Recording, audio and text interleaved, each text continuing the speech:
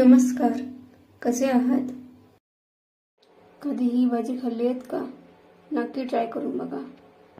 चला तर रेसिपीला सुरुवात करूयात.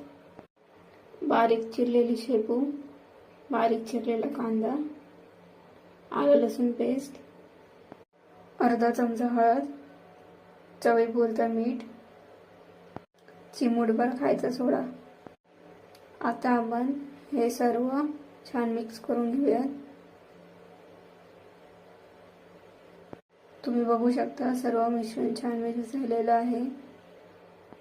आता यामध्ये बेसन घालूयात आणि छान मिक्स करून घेऊयात.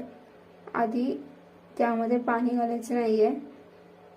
शेपू ओली असल्यामुळे आधी आपण बेसन यामध्येच छान मिक्स करून घेऊयात.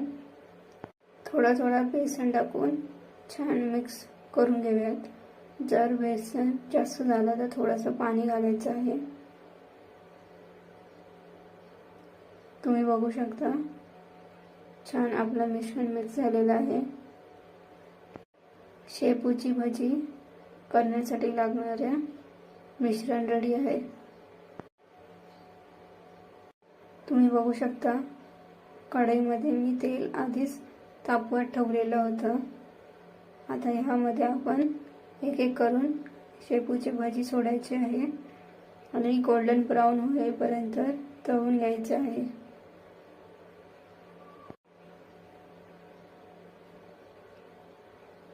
शेपूची भाजी रेडी आहे.